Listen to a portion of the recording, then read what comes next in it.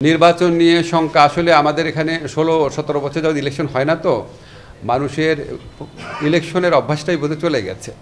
তো আমি নিজে বিশ্বাস করি যে আমাদের অনেক অনেক মানুষ আছে যাদের ৩২, ৩৩, ৩৪ বছর হয়ে গেছে, জীবন একবার ভোট দেওয়ার সুযোগ পায় নাই। তো আপনারা চিন্তা করেন, প্রায় সম্ভবত অন্তত প্রায় ৫ কোটি মানুষ কখনো ভোট দিতে পারে নাই। তো এটা কত ইম্পর্টেন্ট পুরা আমি বিশ্বাস করি বাংলাদেশের সাধারণ মানুষ অধীর আগ্রহে নির্বাচনের জন্য অপেক্ষা করছে। কারণ আপনারা দেখেন যে নির্বাচন অনেক দেরি আছে। অলরেডি আমি যেখানে যাই দেখছি পোস্টার দেখতে পাচ্ছি, মানুষের মধ্যে অত্যন্ত একটা উৎসাহ উদ্দীপনার সৃষ্টি হয়েছে। তো নির্বাচন নিয়ে আশঙ্কার কোনো কারণ দেখি না। আমি মনে করি রাজনৈতিক দলগুলো একে অপরের উপর চাপ সৃষ্টি করার জন্য বা আমাদের উপর চাপ সৃষ্টি করার জন্য কিছু কিছু কথা বলেন, আবার কিছু কিছু কথা হয়তো জেনুইনলি বলেন। তো সব কিছু শুনে হয়তো মনে হয় যে নির্বাচন নিয়ে একটা অনিশ্চয়তা বা আশঙ্কা রয়েছে। আমি আপনাদেরকে দৃঢ় কণ্ঠে বলতে চাই, আমরা সরকারের পক্ষ থেকে ফেব্রুয়ারির প্রথমার্ধে জাতীয় সংসদ নির্বাচন আয়োজন করার ব্যাপারে বদ্ধপরিকর। এটার সাথে সম্পর্কিত বা এটাকে বিলম্বিত করার কোনো ইস্যু আছে বলে আমরা মনে করি না। আমরা বিশ্বাস করি অবশ্যই ফেব্রুয়ারির প্রথমার্ধে জাতীয় সংসদ নির্বাচন অনুষ্ঠিত হবে, এবং এটার কোনো দ্বিতীয় চিন্তা বা না হলে কি হবে এই ধরনের কোনো চিন্তা আমরা মাথায় রাখছি না।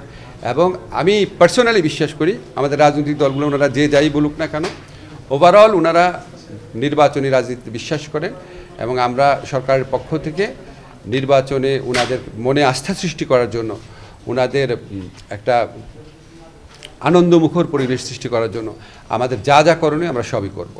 আমাদের এখানে ধরেন আমরা তো আসলে জামিনের ব্যাপারে মন্ত্রণালয়ের পক্ষ থেকে বিচারকদের কিছু বলতে পারি না। এটা বিচারকদের বিচারিক বিবেচনার ব্যাপার।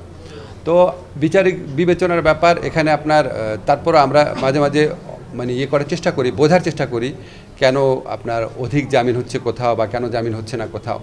জামিন দেওয়াটা আসলে শুধু বিচারকের উপর ডিপেন্ড করে না, এটা ডিপেন্ড করে যে পুলিশ কী রিপোর্ট দিচ্ছেন। এখন ধরেন পুলিশ যদি একটা রিপোর্টে বলে সন্দেহভাজন হিসাবে ওনাকে গ্রেফতার করা হয়েছে, তো সেটা তো আপনার জামিন না দেওয়ার যুক্তি থাকে না তখন। কিন্তু যদি বলে যে এখানে উনি এরকম একটা যোগ সাজসে যুক্ত ছিল বা ওনার ভিডিও ফুটেজে ওনার এটা দেখা গেছে, কণ্ঠ শোনা গেছে বা অন্য একজন ওনার সম্পর্কে এটা বলেছে, তখন না আপনার বিচারক জামিন দিবে কিনা সেটা নিয়ে দ্বিতীয় চিন্তা করতে পারে। তারপর হচ্ছে আমাদের এখানে যারা আইনজীবী যারা আছেন ওনাদের একটা ভূমিকা থাকে। এরকম আপনার অনেকগুলো পক্ষ, অনেকগুলো ফ্যাক্টর এখানে জড়িত থাকে।